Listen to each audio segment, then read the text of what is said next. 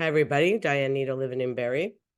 I often get asked because I lived in Innisfil for 25 years, if the prices in Innisfil are higher than the prices in Barrie.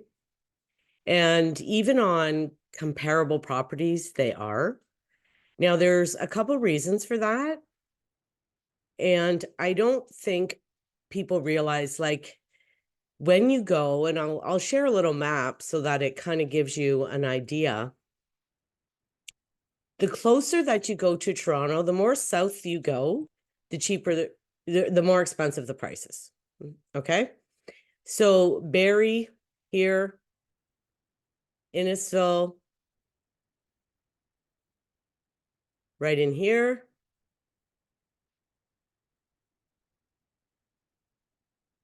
Bradford here. So the average price probably for a townhouse, just a normal everyday average townhouse in Bradford is probably, oh, look at this. This is the old neighborhood. I grew up in Bradford. Old neighborhood, side split, $1,068,000. This is a really, a nice 2-story, 1.499. 15 minutes down the road, Langford Drive, 1448. This is a townhouse, 998. The townhouses in Bradford are almost exactly the same as in the Newmarket, Aurora, Richmond Hill area. Very, very expensive. They're expensive. Innisfil, as you go up and get closer and closer to Barrie, the prices, start going down. But in Innisfil, we're gonna try to get just a couple listings to give you an idea, because I'm not gonna necessarily look at them all, but just to give you an idea. So the lower values in Innisfil, so this $799 for about 1,300 square foot house, 3-bed, 4-bath, 800. Townhouse, 724. This is a stacked 3-story townhouse. Innisfil Beach Road, 6.5 million. 2-story double car garage, 910. 3-bed, 3-bath. Now, a lot of the newer ones in Innisfil, a lot of these, like, you go between you have two kinds, like the old cottagey kinds. This is an older street, but a totally renovated house in Innisfil. And this, I think I've even been in this one. I showed it. It's 1139. Like, Innisfil's expensive. Now, it's also a smaller community. You can get to the shopping between 10, 15 minutes. It is quieter. And, when I was looking at the crime map, there's like barely anything. There is no flipping crime, barely. Except a couple car entry, break-ins, stuff like that. But this is a really nice house. I've actually been in this. So because of the proximity and the proximity to the water, Friday Harbor's in Innisfil. Look at this one on Lakelands. So a waterfront, little wee house, 1.86. Now, when you get closer to Barrie, because it's just further, right? Like, so as you go down, even if you can, like Alliston, Schaumburg, that's more money than Innisfil. Like, it basically all goes in a line up the 400 from Toronto. So the further you get, the cheaper it gets. And Aurelia is the same. Aurelia is north of Barrie. It's cheaper, right? So when we get into Barrie here a little bit, let's try to find you, a townhouse, 749, double car garage. This one on Little is actually a condo. It's got a condo fee.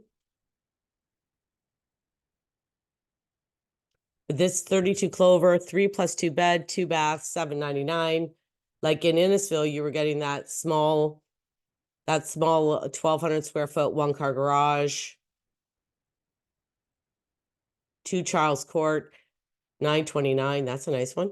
Spring Home 845, 959, 569. Now this has got a fee.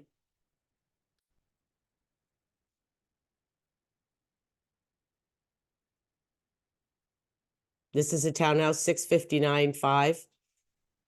And in Innisfil, you don't even find anything that low unless it's a one floor cottage. And even then you don't find that. So one of the big things you just have to think about is the proximity, like location, location, location is important. Also in Innisfil, you don't have a lot of basement apartments because most of the people live there. They live in the homes. There's not a lot of rentals at all.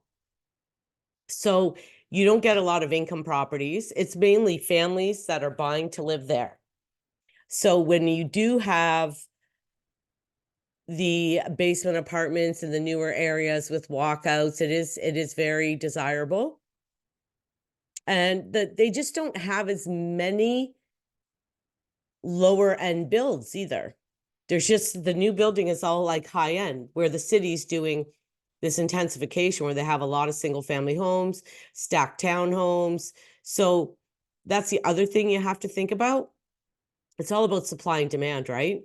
And the city of Barrie, the population is just so much higher. There's a lot more competition with the prices. And in Innisfil, you have a lot of them that have big lots. Houses are just more spread out. And in Barrie, you have a lot of the smaller homes, small lots, and more competition. So it's hard to, like, if you're making the decision where to live, if you're somebody that's coming from Toronto and you only have one car in the family, Innisfil is going to be hard for you because there's no public transportation in Innisfil at all. They have some deal with Uber or some kind of car. I don't know if it's Uber or I think it is, but there's no public transportation there. So if you don't have a vehicle, if you live right in Alcona, you can walk to, like, there's a Sobeys, there's a No Frills, there's an Swiss Chalet now, there's a couple food stores. You don't have McDonald's, there's no Burger King, there's no Taco Bell, there's no Kentucky Fried Chicken, there's no Popeyes. Like, even down there, DoorDash won't deliver from Barrie down there, or Uber Eats, just so you know. I lived there a long time. So there are restrictions. And if you're not, and if you can't live with those restrictions, the taxes in Innisfil are cheaper by about like 15% cheaper than the taxes in the city of Barrie, but you're also getting less services, right? And you also have to, in Barrie, in general, you can go right off the 400 and take a cutoff and get to your house. Innisfil, you got to go way down Innisfil Beach Road or the 6th, 7th, 8th, or 9th line, and they are not maintained the same. They're dark. So in the winter, they're tough. But houses there, just due to the proximity to Toronto, are worth more money. So just keep in mind, the more south, the higher the price. I hope this helps out. If you like my content, hit like, subscribe, or drop me a comment if you'd like me to do a video on anything.